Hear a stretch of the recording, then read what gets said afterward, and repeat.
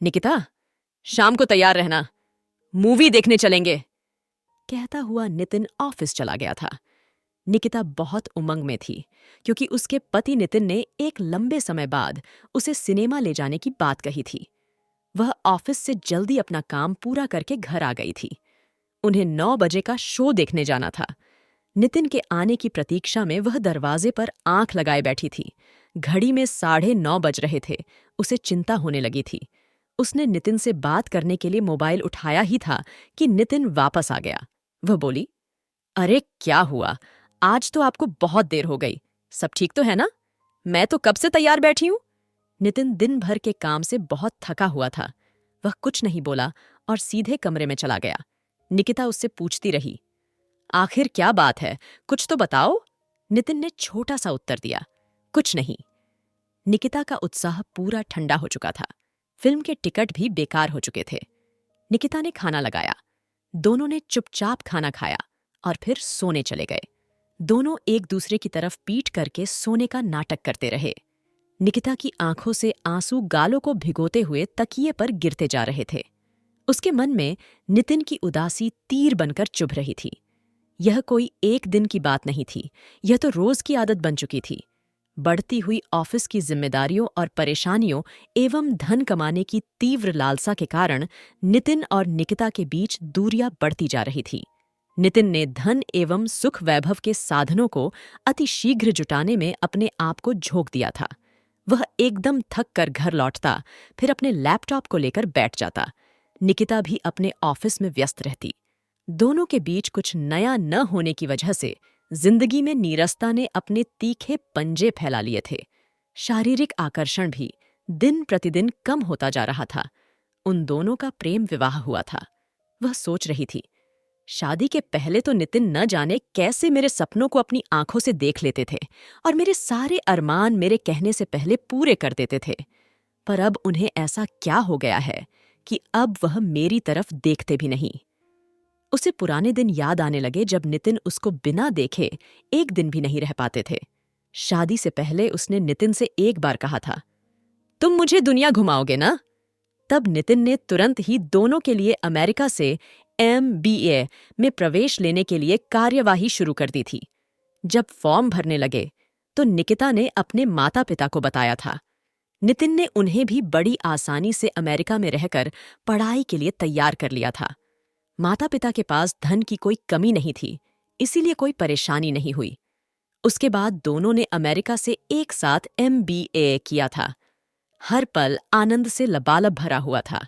शादी के बाद भी दिल्ली में 2 साल बहुत ही प्यार और मस्ती भरे बीते, पर उसके बाद न जाने कौन सा ग्रहण लग गया।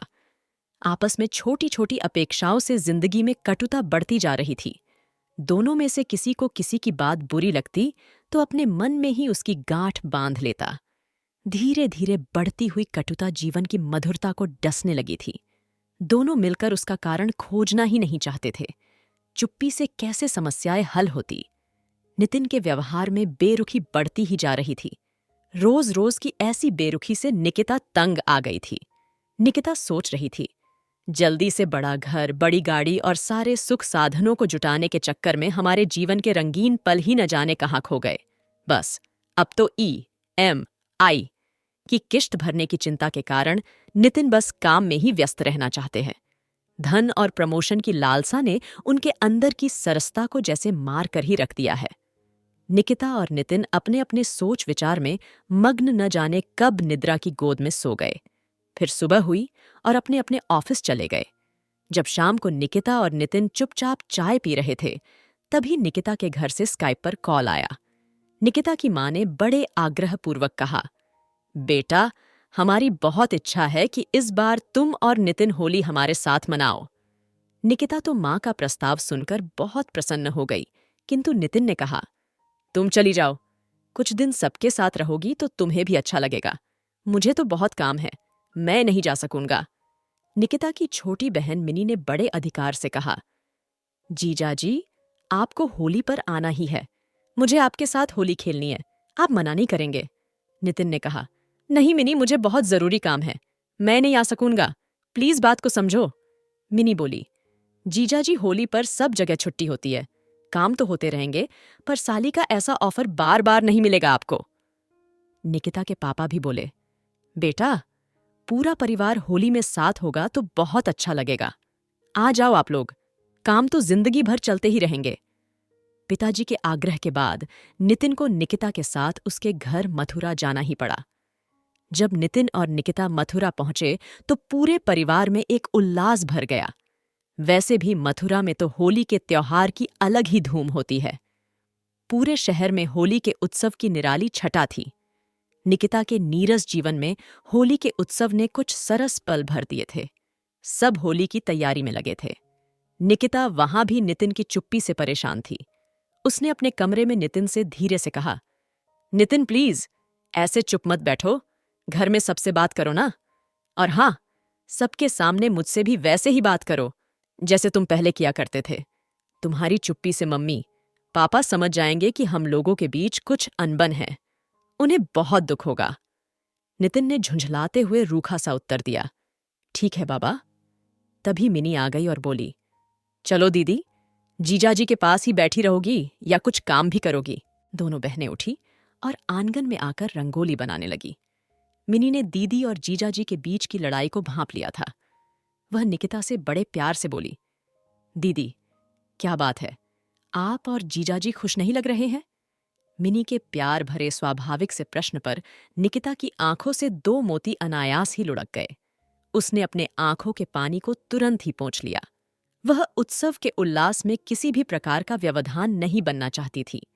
रंगोली बनाने के बाद दोनों बहनों ने पारंपरिक सुंदर परिधान पहने। दोनों का सौंदर्य अद्भुत लग रहा था। इसके बाद उन्होंने अपने भाई सागर को तिलक लगाया और ईश्वर से कामना की कि उनके भाई को कभी किसी की बुरी नजर न लगे। होलिका दहन के लिए मोहल्ले के सभी लोग एकत्रित हो गए थे। भक्त प्रहलाद की पूजा का पावन वातावरण था। ढोलक की थाप पर होली के गीत गूंज रहे थे। होलिका दहन हुआ और फिर सब मिल बांट कर प्रसाद खाने लगे। सभी लोग बहुत खुश थे, पर नितिन मात्र दिखाने के लिए ही खुश था। ऐसे उमंग भरे वातावरण में भी उसके मन में कोई प्रेम, कोई उल्लास का भाव नहीं जगा था। रात्रि में सभी ने बातचीत के संग स्वादिष्ट व्यंजनों का आनंद उठाया। जीवन में सरसता लाने के लिए कुछ अवकाश और मौज मस्ती के पल भी आवश्यक होते हैं। जिंदगी के दुख दर्द और एकरूपता को मिटाकर उत्साह एवं उमंग का संचार करने के लिए ही त्योहार और उत्सवों की शुरुआत हुई होगी। मिनी बार बार नितिन को रंगोत्सव की याद दिलाते हुए कह रही थी, जीजा जी सुबह होली खेलने के लिए तैयार रहना। वह नितिन के साथ जमकर होली खेलने के लिए तैयार थी। धुरखेल यानी रंगोत्सव का समय भी आ गया, जिसका मिनी को बहुत इंतजार था। सुबह से ही मिनी की सहेलियों ने नितिन को घेरना प्रारंभ कर दिया था। वे कह रही थीं, जीजा जी, आज हम आपको नहीं छोड़ने वाले हैं। इतने रंग लगाएंगे कि आप परेशान हो जाएंगे। नटखट मिनी सबकी नेता बनी हुई थी। सागर के मित्र भी आ गए। फिर क्या था, होली का रंग पूरी तरह जमने लगा था। नितिन होली खेलने से बच रहा था, पर मिनी और उसकी सहेलियां उसे छेड़ छेड़ कर बार बार उकसा रही थी। राधा कृष्ण की पावन भूमि मथुरा में चारों ओर राधा कृष्ण के दिव्य प्रेम के होली के गीत गाए जा रहे थे। वर्टिकल बार लोग मस्ती से झूम नाच गा रहे थे। तरह तरह के गुलाल से वातावरण इंद्रधनुषी रंगों से सज गया था। आंगन में टेसू के फूलों से बने रंग से एक हौद भरी हुई थी। मिनी की सब सहेलियां एक दूसरे को रंग लगा रही थी, फिर उस रंग भरी हौद में एक दूसरे को डूबाकर जीवन के अलौकिक आनंद ले रही थी। निकिता चुपचाप सहमी सी खड़ी थी। मिनी की सहेलियों ने मिलकर निकिता को खूब रंग लगाया और फिर उन्होंने निकिता को उठाया और उसे रंग की हौद में डाल दिया। निकिता की ऐसी हालत देखकर नितिन को हंसी आ गई। मिनी की सहेलियों तथा सागर के दोस्तों ने आंख का इशारा किया और फिर नितिन को जीजाजी की जय बोलते हुए पूरे जोर शोर से हौद में डाल दिया। मिनी अपनी सहेलियों के साथ जीजाजी के रंग लगाने लगी। अब नितिन को भी जोश आ गया था। नितिन ने आगे बढ़कर मिनी को रंग लगाया। वह फिर दोबारा मिनी को रंग लगाना ही चाहता था, पर मिनी ने जल्दी से निकिता को आगे कर दिया। मिनी निकिता और नितिन की दूरियां मिटाना चाहती थी। नितिन निकिता से जा टकराया और उसके हाथ सीधे निकिता के गालों पर आ गए। होली की उस अनोखी मस्ती में भीगे तन, मन से दोनों को प्रेम की एक नवीन अनुभूति होने लगी थी। उस मधुर मदिर स्पर्श से नितिन के मन की जो प्रेम बेल सूख सी गई थी, वह फिर से हरी हो गई। दोनों के मन में फिर प्यार की मधुर कलियां फूट पड़ी थी। मिनी और उसकी सहेलियां बहुत खुश थीं। उन्होंने नितिन और निकिता को बीच में रखकर एक गोला बना लिया। सब सहेलियां राधा कृष्ण का प्रेम भरा गीत गाकर मस्ती से झूमने नाचने लगी। अद्भुत दृश्य था वह।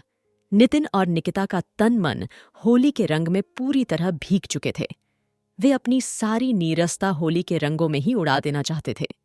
दोनों एक दूसरे को अपलक निहार रहे थे। दोनों के मन बस यही कह रहे थे, मोहे अपने ही रंग में रंग दे।